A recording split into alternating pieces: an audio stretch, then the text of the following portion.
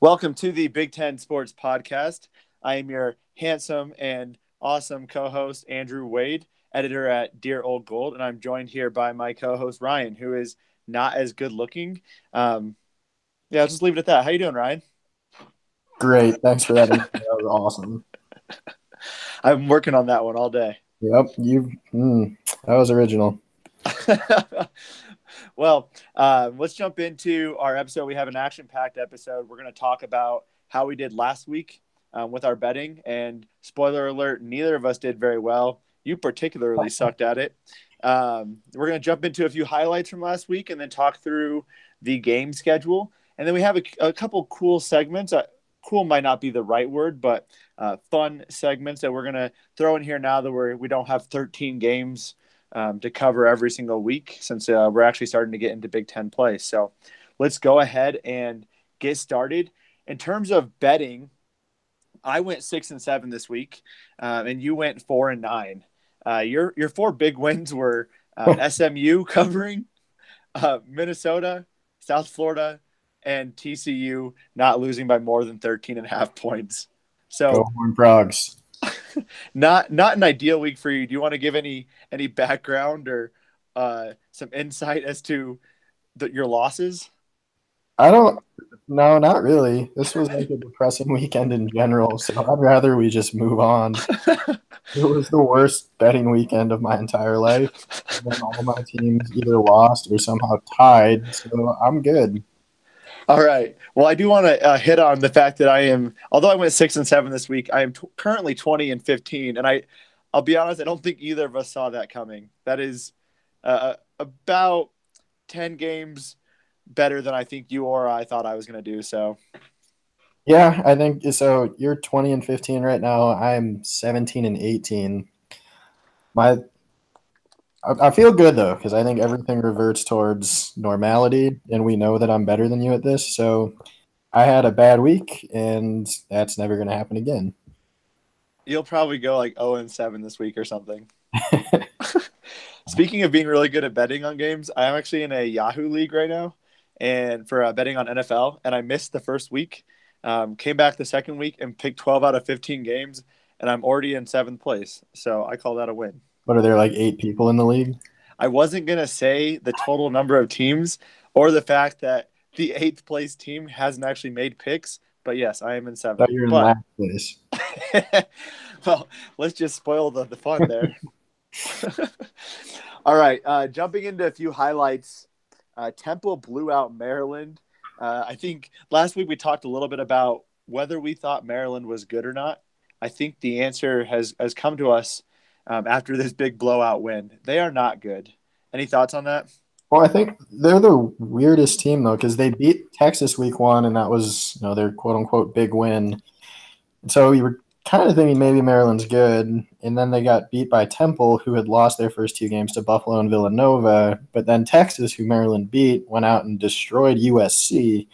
So I don't know. None of it makes any sense. I think for now I'm going to call Maryland inconsistent until we figure out a little bit more of what they actually are. But it doesn't make sense what they've done so far. Yeah, I think inconsistent could be a good word to describe probably 90% of the Big Ten at this point. The only team that's really been consistently solid, I would say, is Indiana and Ohio State. And that's Minnesota. I would say Minnesota's been extremely good call. Minnesota has also been not they've been consistently solid. That's the word of the week. Consistent and inconsistent.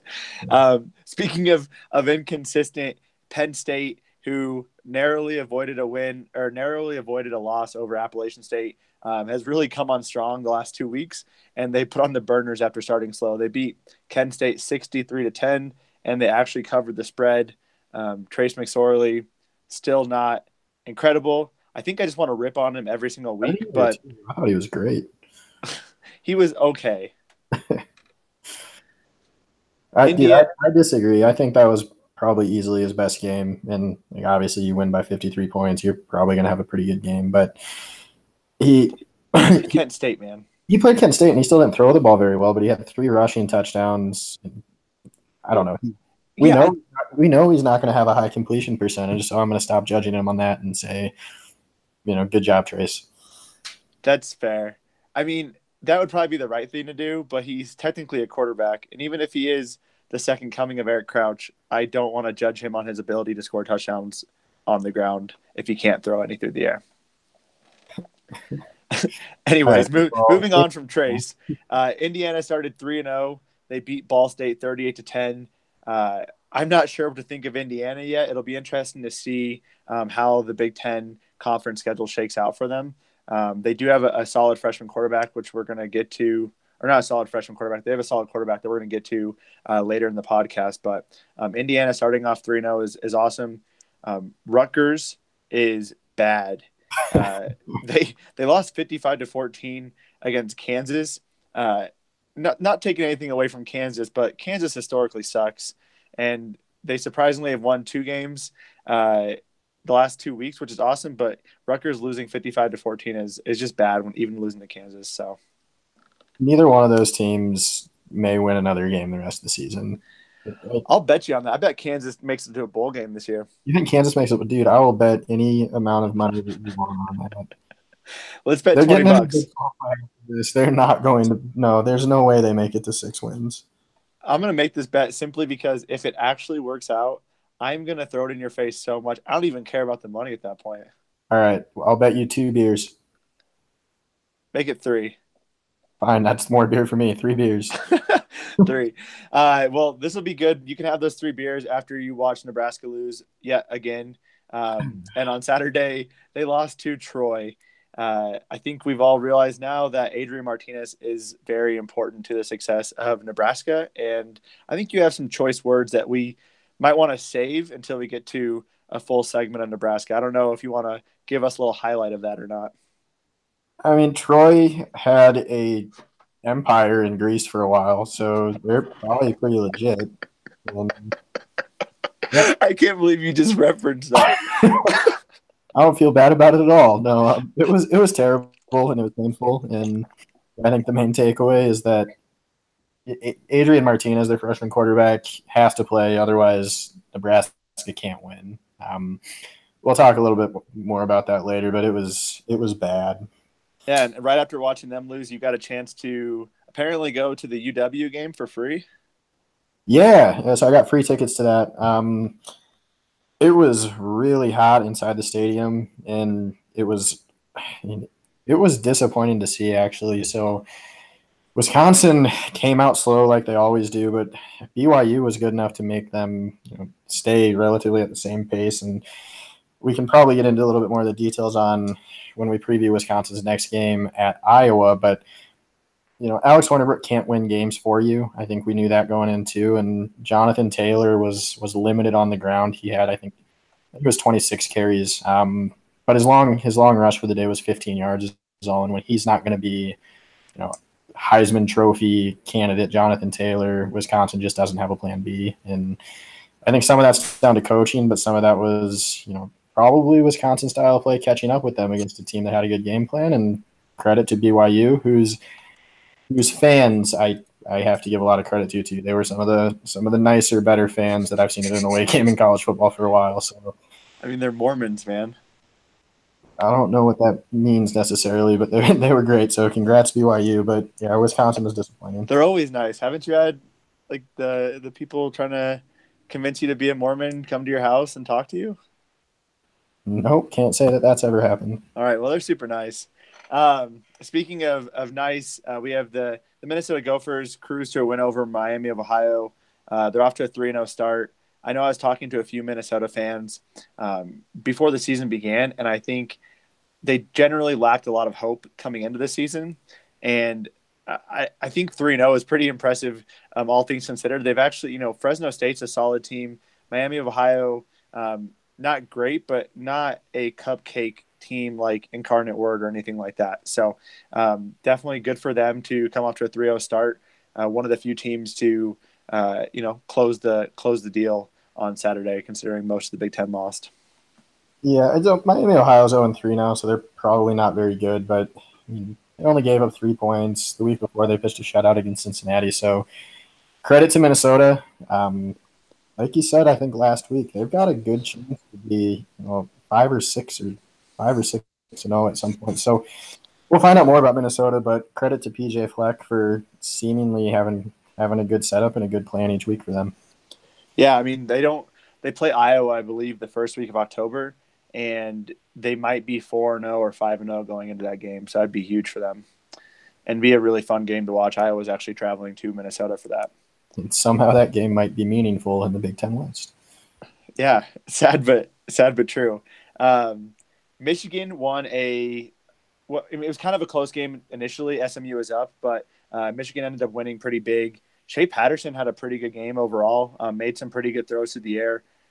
Michigan actually opened up the offense a little bit, stopped Dinkin and Duncan, and let Patterson make some throws down the field, and he made some good plays with his legs as well. So it was good to see Michigan's offense look like an offense you would expect from Jim Harbaugh. It'll be interesting to see how that translates into the Big Ten. Yeah, so it wasn't good to see because I think Michigan took the SMU game as basically a practice for them to figure out what they're going to do going into Big Ten play, and they host Nebraska this week. So I'm not looking forward to that since it seems like they maybe did figure a couple things out. But SMU did what SMU did against TCU too. They started fast and then faded pretty quickly in the second quarter, and the second half it really wasn't a game. So yeah, good win for Michigan. SMU is probably not the best team, but they did look good as the game went on. Absolutely. Iowa cruised to a win over Northern Iowa. It started off 21-0. Ended up getting up, I believe, 38-0 before Northern Iowa came back and scored 2 touchdowns in garbage time. Don't need to talk about that a ton. I'm trying to temper my expectations. The offense actually looked halfway decent, but again, it was against Northern Iowa. Even if Northern Iowa is a good FCS team, still not too much clout you can put into a win like that. So did you I know you were kind of busy after probably the Wisconsin game, but did you get a chance to watch the Purdue-Mizzou shootout? Just a little bit of it, and I mean, it was what we kind of expected, right? So neither team has a very strong defense. Michigan has a good quarterback. I kind of feel bad for Purdue because they're 0-3. They could easily be 3-0, but I didn't really learn too much about Purdue in what I did get to see them play against Missouri. Yeah, we'll talk a little bit more about it later when we talk about Purdue facing Boston College. But man, I agree, man. I feel bad for Purdue at this point. I believe they've lost all 3 games by a combined 10 points, maybe. So we'll talk about that more later. I think it's 8 points. Is it 8 points? Yeah, 8 points and 3 losses. Yeah. Yeah, not ideal. And honestly, outside of the East? I think it was the Eastern Michigan game. Outside of that game, I mean, Northwestern prior to this week didn't look too bad. Losing to Mizzou is never a bad thing, especially considering they have a first-round draft prospect in Drew Lock at quarterback. So not necessarily bad losses in the grand scheme of things, but not ideal to start out the schedule 0-3 before you have to go play some pretty solid Big Ten teams. You know what the saddest part is? Like, I'm concerned that Purdue is going to be 0-4 when they play Nebraska, and that's going to be their first win. Like, I want them so high, so low, so fast. But they play them at the end of this month, and there's a chance neither team has a win going into that. So, looking forward to that barn burner. So sad. Northwestern lost to the Akron Zips. I don't know what kind of team Northwestern is. I will say Pat Fitzgerald usually has Northwestern at around 8 to 9 wins every season, and they're coming off a pretty good season. They're returning, senior quarterback Clayton Thorson, who isn't necessarily the best quarterback in the Big Ten, but should be able to help them, win against Akron. So interesting game there. That puts Northwestern at 1-2, and then Ohio State gets a marquee win in the Big Ten, facing off against TCU. Essentially a home game, being in Dallas, I think it was Fort Worth, and TCU is located right around that area. So good for Ohio State to get a big win. It looks like a really good win for Ohio State. I don't see TCU losing another game until maybe October when they play Oklahoma, but TCU is probably going to end the season with maybe 2 losses, 3 losses at most, and that's going to look good for Ohio State if Ohio State does slip up in the Big Ten. So gives them a little bit of clout going and beating a Big 12 team in Texas. And I'm kind of tired of Ohio State, but it's good for the Big Ten as a whole if they do win those games. Absolutely. That was actually the surprising thing. I was actually rooting for Wisconsin. I was like, if they lose to BYU, that's not good for anyone, especially on the Big Ten West side. And now Mm-hmm. that, I think going into the season, we anticipated Nebraska being more of a contender. I think at this point, it's really looking like Iowa, Minnesota, and Wisconsin. And for Iowa to take on Wisconsin as a number 6 team and beat them is a lot better than taking on number 18 Wisconsin and beating them if they, do actually make that happen. So, good for Ohio State. Glad they got the big win, even if it is Ohio State. Dwayne Haskins is getting some hype right now, man. There's some talk about Ohio Good. State being able to run the table, and Dwayne Haskins might be a first round draft prospect next year. He looks good. He's athletic. Well, I mean, he's not the fastest guy, but he's tall, pretty athletic, throws a good ball. And I think what I appreciate most about him is he does not make stupid mistakes. So he's got what you want in a quarterback, as well as from a physical standpoint, as well as it seems like from a mental game management standpoint. So I'm impressed with him. I mentioned before the season we don't really know what to expect from him in a full season, but he looks good. Yeah, just another great quarterback in Ohio State's legacy under Urban Meyer. So it'll be interesting if he does go out. We will get to see full-time Tate Martell next year. And I honestly looked up to see if there was some Tate Martell gear I could buy just because he's so awesome. Unfortunately, I couldn't really find anything that great. So I was not able to purchase any swag. That's I'm just jumping on the train, man. Tate Martell is going to be big. all right, man. I'll Cool. miss that training. Sounds good. Well, that wraps it up for the over or the kind of the recap of last week's pretty bad week in the Big Ten. We're going to jump into a few of our segments, and there was some disagreement in advance of the podcast recording over how we're going to go about these segments. I was giving Ryan too much benefit of the doubt. I thought he could actually name some of the teams I was going to give him, but apparently he doesn't trust in himself or believe in himself, which is sad to see. But You we'll were go going ahead to and give me D3 schools to name. How am I going to? No. I think that's fair. But anyways, the two segments are as we talked about last week. Ryan is fantastic at naming mascots. It's a weird gift, kind of Rain Man esque for Ryan. And somehow I'm pretty decent at naming where players or NFL players went to colleges at. I think it's stemming from the fact that I love the NFL draft. And when I was, no joke, when I was 11 and 12, I would read draft magazines from the previous 5 and 6 years and create what I would think would be my perfect Denver Bronco team. So definitely a nerd. Haven't told Angie that before. I might not tell her that, but so I think that's kind of where that stems from. I just read a lot about the draft. So we're going to do a quick segment. I'm going to give Ryan 5 teams to name and see if he can name the mascot for those teams. Are you ready, Ryan? Shoot. So I'm going to first give you the 5 that I was originally going to give you, and then I'll give you the actual 5. Does that sound good? These are going to be impossible, but yeah, go ahead. Okay. Upper Iowa University. Upper Iowa? Yeah. No. What division are they? Are they they're a D2 school? They're D2. It's Iowa's only D2 school. Why would I know that? I don't know. You went to school in Iowa. They're the Peacocks. Great. All right. Colorado State University, Pueblo. That's not even a real school. Yes, they are. What division are they? They're D3. They're the Thunderwolves. The Thunder. Well, that's a cool mascot, I guess, but yeah. No. So just if it's FBS or FCS, we're good to go. But I'm not going to know D3 mascots. That's absurd. Okay, I have 2 more. Fond du Lac Tribal. Fond du Lac Tribal. I mean, that's going to be a Wisconsin school, but I don't know what their mascot is. It's the Thunder. I was trying to go really outside the box. What division are they? They're JUCO. How are you giving me JUCO school? Okay. Okay, so the actual 5 I wanted to give you, or I'm going to give you, is Northern Arizona. Lumberjacks. Yep. Colgate. I want to say Bears. No, they're the Raiders. Shoot. Nicholls State. Pirates. Colonels. Shoot. Okay, so we're getting into D1 schools now. What was that? What's that?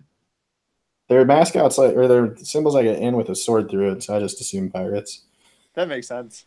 Yep. I figured you would know because of good old Ollie, but I should have known that one. That was bad. Coastal Carolina. And real quick, I think do you remember Gabby Demos? Went to Drake? Yeah, the tennis player. Sure. I think her brother went here for football for a year. But Coastal Carolina. Chanticleers. That was impressive. All right. What a Chanticleer is, but that's their mascot. That's what I was going to ask you. What about Louisiana Monroe? Warhawks. Nice. All right. So you went 3 for 5. That's pretty solid. I'll take it. Those I should have had Nicholls. That was bad. But all right.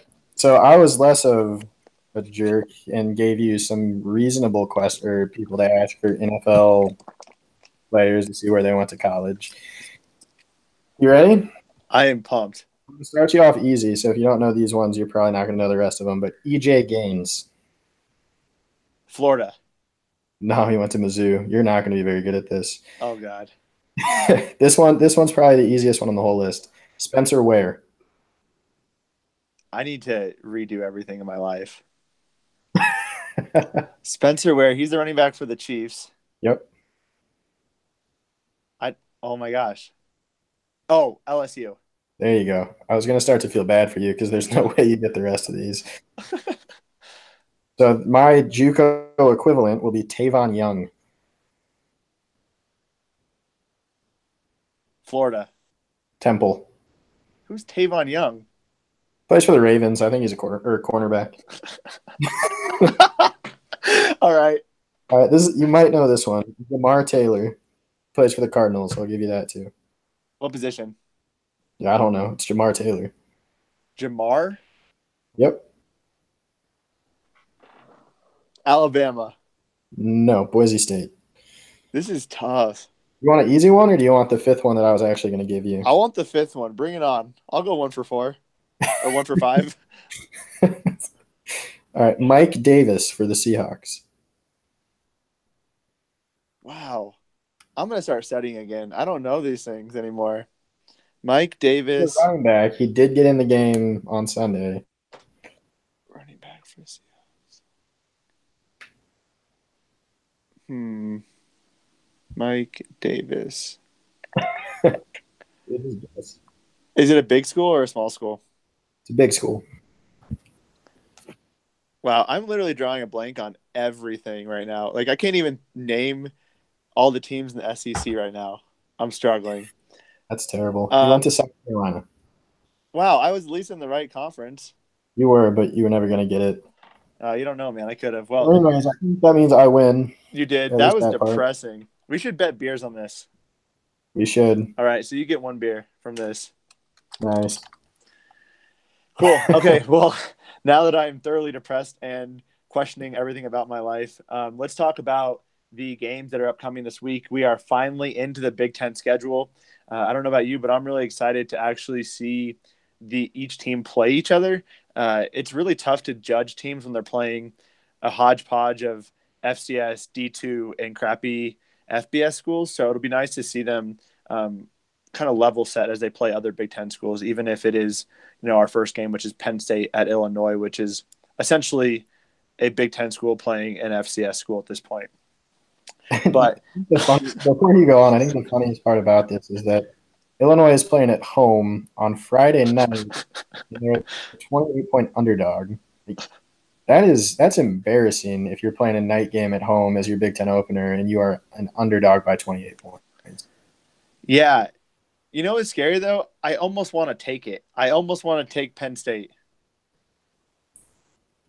I mean, I agree with you, so I don't think it's embarrassing at all. But yeah, Penn State, I think they're proving a point. So they started out the season, of course, knock out that first one against Appalachian State, but they've been dominating in their last 2 games. They've won their last 2 games by almost 100 points combined. So even if they win by half the margin that they're averaging in their last 2, they're going to cover 28 points. So, I mean, they're trending in the right direction. I think trending is the word that I would give Penn State right now. So I'm taking Penn State to cover 28. I don't think it's ever going to be a game. That's totally fair. I honestly think Illinois might lose every single game the rest of their schedule. The only one they really have a chance against is probably Rutgers. I was mildly impressed with them against South Florida. Like, I'll give them a little bit of credit, but South Florida is not a bad program. I mean, and Illinois was winning that game comfortably until the fourth quarter, and then they went all Illinois and lost. But they were winning that game. What was it, 19-7 going into the fourth, and then they got outscored 18-0. But I think that's just a confidence killer for them, and I think Penn State's out to put a beat down on everybody they play now. So kudos for what they actually did, though, because they were way closer against South Florida than I thought. Yeah, I actually was impressed by that. I mean, South Florida is coming off a year where they were ranked in the top 25, so I did not anticipate Illinois actually having a chance, but you never know in college football. The next game we have on the slate is on Saturday at, I guess it would be 11 a.m. Central Time on ESPN2. We have number 23 Boston College at Purdue. Purdue is given 7 points, or is getting 7 points, I should say. And it'll be an interesting game. Boston College is 3-0, and I'm not really sure why they're ranked 23rd. They've played Massachusetts, Holy Cross, and Wake Forest. And just wanted to give a quick shout out to our boy Sam Hartman, who struggled in that game, like really struggled. If you all haven't seen QB1 on Netflix, check it out. Sam Hartman's the man. Just isn't doing very well as a true freshman right now. He's in a tough spot. I mean, he's playing quarterback for Wake Forest against like real teams. So he had a couple touchdowns, but that's kind of beside the point for this game. I agree with you. I have no idea why Boston College is ranked. They've beaten teams that aren't very good and probably aren't supposed to be very good. It's not like they blew Wake Forest out. They beat Wake Forest by 7 points. So Purdue's got a good offense. They're putting up a lot of points. The problem is they're 113th in total defense. So, given what Boston College did against Wake Forest, put up 41 points. They put up 62 points against Holy Cross and 55 against UMass. It's going to be another shootout. Purdue is giving up 7 points, so Boston College is favored 7. I am picking Purdue to cover 7 points, mostly because I really just want Purdue to win a game before they play Nebraska. So, totally fair. I'm actually going to take Boston College. I do think it's going to be a shootout. Boston College's quarterback, Anthony Brown, has only thrown 48 passes, and he's averaging a ridiculous 13 yards per attempt. He has 9 touchdowns and 0 interceptions. Again, not the toughest schedule, but pretty impressive what he's doing in terms of airing the ball out. I do think this could be a close game, but I am going to take Boston College. All right, heading into the next game, we have Minnesota at Maryland. That'll be on the Big Ten Network at 11 a.m. Maryland is – oh, wow. Maryland actually is giving up 3. Yeah. I'm going to check that real quick. I don't – It's down to 1.5, so we can change that, but Maryland is still favored. Wow. I was actually just about to check and make sure I didn't type that in wrong. But, okay, Maryland has is giving up 1.5. I am not taking Maryland in this at all. I think Minnesota will win. Their defense is fantastic. Zach Anick said the walk-on or true freshman walk-on quarterback has still not thrown an interception yet. And Minnesota has proven that they can apparently just pull running backs out of nowhere, plug them in, and rush for 100 yards. After last week's showing of Maryland, I can't foresee them winning this game. I don't think Maryland's legit. I think and this is unfortunate, but I feel like the game against Texas, there's a lot of emotion coming into that game, and I don't think that emotion is there anymore for the team, and I think it's going to be a pretty easy win for Minnesota. The one question that I have about Minnesota is, can they do the same thing on the road? So, yeah, they're 3-0, but their 3 games have been home games, and I think home field advantage in college football is a very real thing. So I can understand the Maryland line. I can understand Maryland being favored 1.5, but I am a believer in PJ Fleck. now I am. So 1.5 points. I think Minnesota wins this game, and I think Minnesota, gets Iowa at home the week after at 4-0, and once again a game that nobody probably thought was going to matter in the Big Ten West. Looks like it might. So I'm with you. I'll take Minnesota. Nice. And I just wanted to, I don't know if you saw the highlights of the game for Maryland against Temple, but they would show a Temple touchdown, a Temple touchdown, a Temple touchdown. And then as Maryland was down by like 21 or 28, they showed a Maryland block punt. That was for some reason one of the highlights they put into the game. And they're like, and Maryland goes down 28-7 or something. And that was one of the highlights. I thought that was just really bad editing. So all right, so then we have the game I'm sure you're really looking forward to. Nebraska travels to Michigan to take on the Wolverines. Michigan is giving up 18. It'll be interesting. Is Adrian Martinez playing this weekend? We don't know yet. So Scott Frost had his press conference on Monday. He's still not practicing. At least on Monday, he wasn't practicing. It sounds like it's going to be basically a game time decision on whether or not Martinez can go. So fingers crossed that he can, but we won't know until it sounds like just about game time. That's unfortunate. I think that actually does have a big impact on who I pick here. Well, sorry, it has more of an impact. If he was playing, I would potentially pick Nebraska to cover, but since he might not, I don't think they'll cover that. I think Michigan's going to make Scott Frost a really sad person and beat them by more than 18. So I'm going to preface this with, I think people should figure out that I have an emotional connection to Nebraska, and you should not follow me on picking Nebraska. Not smart. The game against Troy. So Troy beat Nebraska 24-19 last week, and the first week that Nebraska played, they got Colorado the week before, and that was a game that I still think Nebraska should have won. I think Nebraska was the better team in that game. Honestly, against Troy deserved to win that game. And I think, if Adrian Martinez plays, Nebraska probably wins. Andrew Bunch, he was a walk-on quarterback, has to play because he's second string now.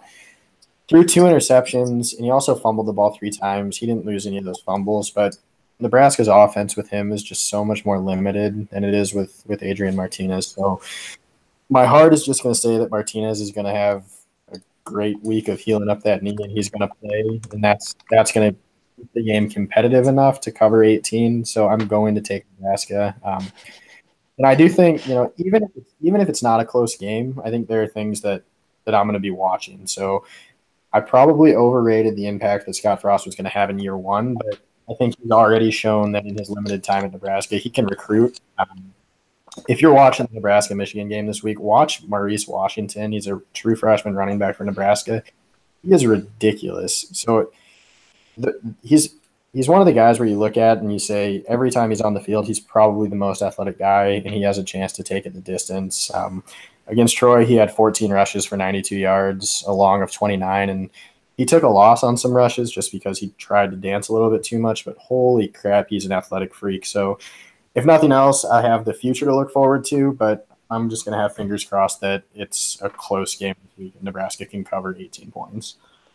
It's so sad that you've been reduced to hoping Nebraska can cover in a loss against Michigan. But I do agree. I think there's a lot of hope in the program, and it'll be interesting to see how Nebraska develops over the next 2-3 years under Scott Frost. I am definitely still worried about facing Nebraska, but it will be good for the Big Ten once Nebraska returns to, national scale and then being able to pull out 8 to 11 victories each year or be at least competitive in every single game. That'll be fun for the Big Ten. Yeah, that's also the nicest thing you've ever said about Nebraska. So I'm really trying hard to be emotionally disconnected in some of these takes because I feel like I could say a lot of things that would not be accurate and more just, shooting from my hip. So here's me maturing. Yep. And if you want me to just log off and the podcast can end here, then you can. So. The rest of the games do not matter, folks. All right, let's move on. Yeah, so Buffalo is at Rutgers on the Big Ten Network, again, at 11 a.m. Central Time. Rutgers is getting 6 points. A lot of people probably haven't heard of Buffalo. They are low-key good. They are 3-0, and their quarterback, Tyree Jackson, is a sleeper first rounder. And I mean a pretty heavy sleeper. A lot of draft podcasts and draft folks I listen to are pretty high on some of his attributes, similar to like a Josh Allen-esque in a sense. He's 6'7", 245 pounds, and thought about declaring last year for a bit, seeing if he could have some sort of meteoric rise in his stock. But he's very good, very talented. I think that helps Buffalo in general, especially as they take on a relatively easier schedule against Rutgers. I think they could. I think they're gonna play their way out and probably win by 2 touchdowns in this game. I think Buffalo can take Rutgers pretty easy. It's not that far of a drive for them, being from New York and then going to New Jersey. So I think Buffalo can easily take this game.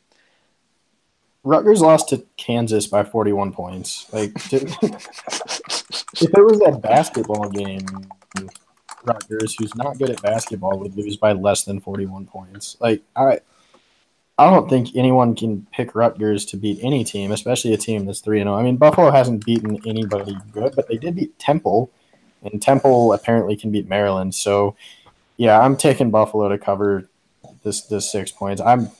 A team that loses to Kansas by 40 points is not a real team. So it's Buffalo all day. Just cease existence. Your program does not matter. That's just so bad. I have a quick question for you. Where is Chris Ash from? What's his background? Coach Chris Ash? Yeah. I don't know his background, but it's not winning. He's a Drake grad, man. Represent Drake. Yeah. Nice. There's surprisingly a decent coaching tree in the at the college football level that started at Drake. I don't understand it because Drake's – I'm not going to actually go into my thoughts on Drake's football program, but it's not very kind. Moving on to Tulane at Ohio State. Ohio State is giving 35.5 points. I think the big takeaway from this game is that I'm excited to see Tate Martell take the field in the second half. It is going to be fantastic. The other big note for this game is that Nick Bosa is out. Not that it's extremely relevant they're probably just holding him back. If it was a real important game, Bosa would probably be playing. But since it's against Tulane, it's not worth injuring potentially the number 1 overall draft pick of the 2019 draft. And I believe this is Urban Meyer's first game back, right? Yeah, it is his first game back, and it's a game that it's not going to matter if he wasn't back for this. So maybe it would have made sense to suspend him for 4 games, but it's Ohio State at home against a team that I would probably be comparing to someone like Oregon State, who Ohio State beat at home by almost 50 points.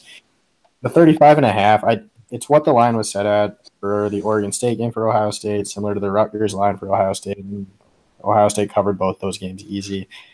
I don't see Tulane making this really a game at all. So yeah, I'm with you. I'm going to take Ohio State to cover. Tulane's 1-2 right now, and just came off a loss to UAB. So there's nothing about Tulane that makes me think this is going to be anywhere near a close game. Totally valid. And correct me if I'm wrong, but Tulane's mascot is the Green Waves. green Wave, but yeah, I'll give it close. to you. I was off by a letter. I'll take it as a win. Yeah. Good work. Thank you. Number 24, Michigan State is at Indiana. This is going to be a night game on the Big Ten Network. A couple questions I have in general is, how the hell is Michigan State still ranked? They are 1-1, coming off a bye week, and ASU is not. This makes zero sense to me. So Arizona State just lost to San Diego State, so that explains why they're not ranked. But they're 2-1 though, and San Diego State isn't that bad. With the win over Michigan State, yeah, neither team should be ranked. It makes no sense. Iowa should be ranked. Play a team that's not Division FCS, and maybe they will be. So if they beat Wisconsin, they'll get in there. But that's not here nor there for this game. I agree with you. I don't understand how Michigan State is still ranked. Indiana hasn't lost yet, but I am going to throw in a little bit of a curveball. I think Michigan State needs this game. I think this is a game that's going to set the tone for the rest of their season. And I think Indiana is a team that's going to win the games they should and lose the games that they shouldn't. So I do think Michigan State wins the game, but I'm going to take Indiana to cover 5 points because I think it's going to be close. I think it's going to come down to the end, and 5 points is enough for Indiana to get for me to want to take them.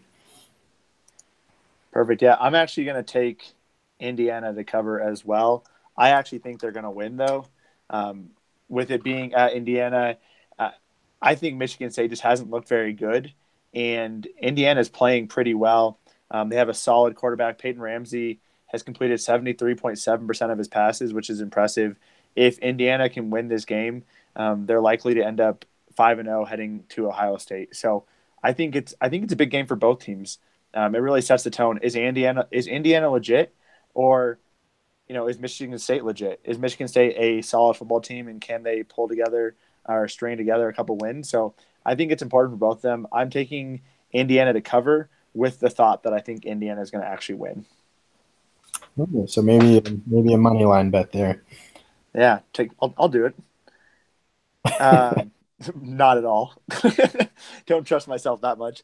Um, okay, so arguably the biggest game in the Big Ten this week is number 18 Wisconsin at Iowa, and I think had Wisconsin not lost to BYU, potentially this would have been College Game Day's game of the week. It's not. Wisconsin did come off that big loss against BYU, and I think the one takeaway I had from watching that game is Wisconsin's actually vulnerable.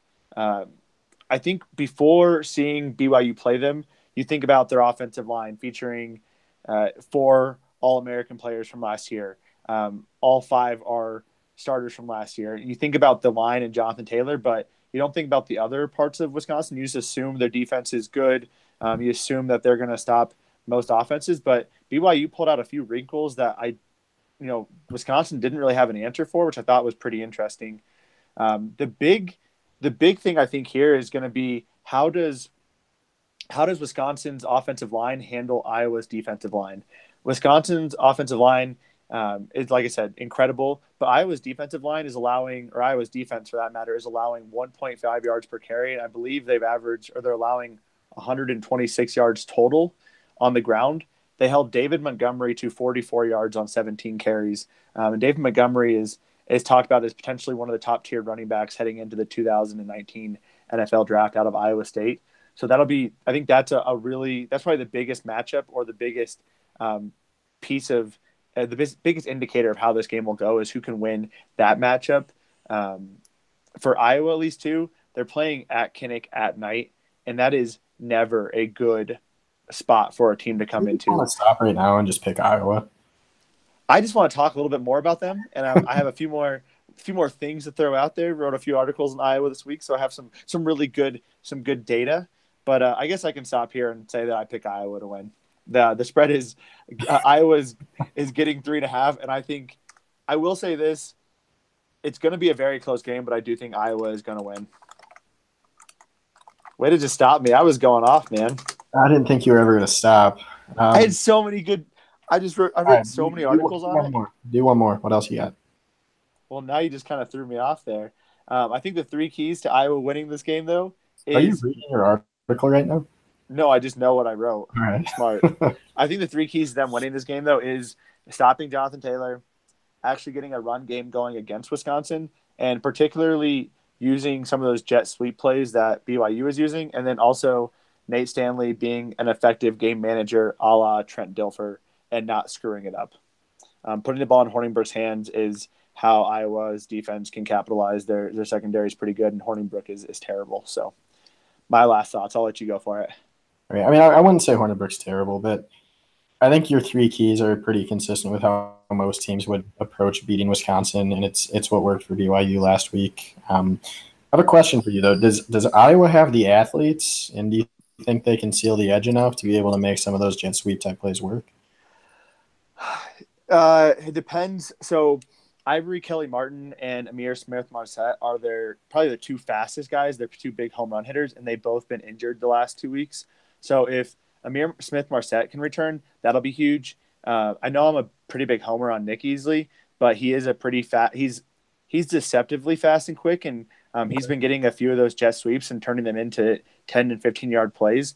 I think it all depends on if And this, I think, honestly, it comes down to the tight ends and whether they can actually help seal an edge, because Noah Fant is a terrible blocker, like garbage.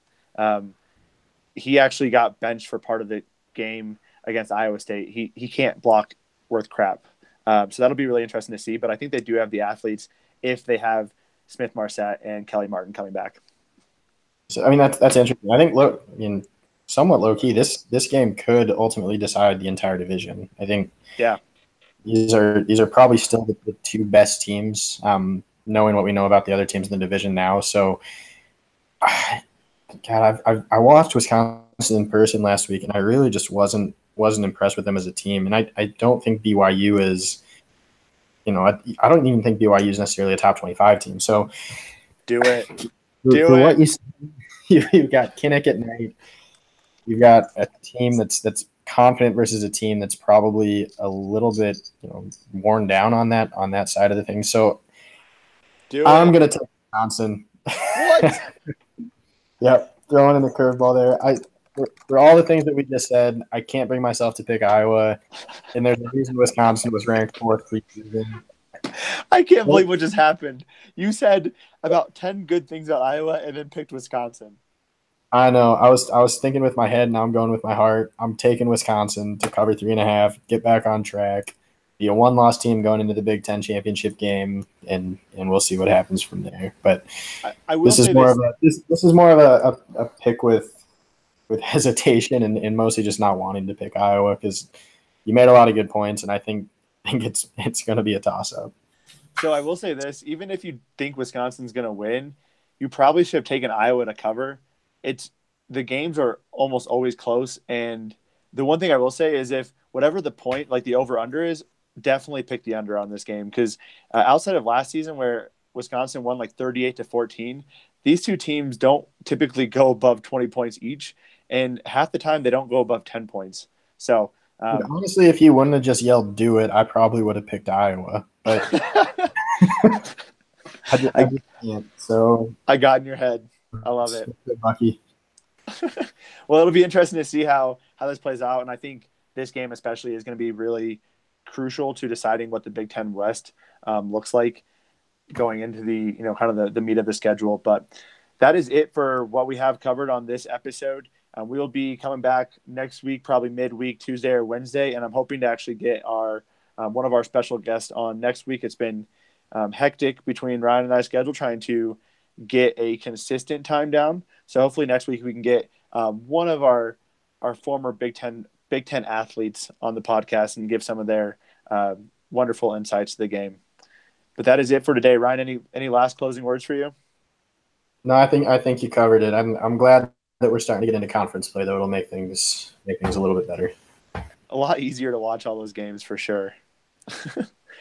Well, awesome. Well, listeners out there, the 10 or 15 that are actually listening to this, thank you for signing on. Definitely give us an awesome rating, which is only 5 stars on iTunes, and we'll catch you next week.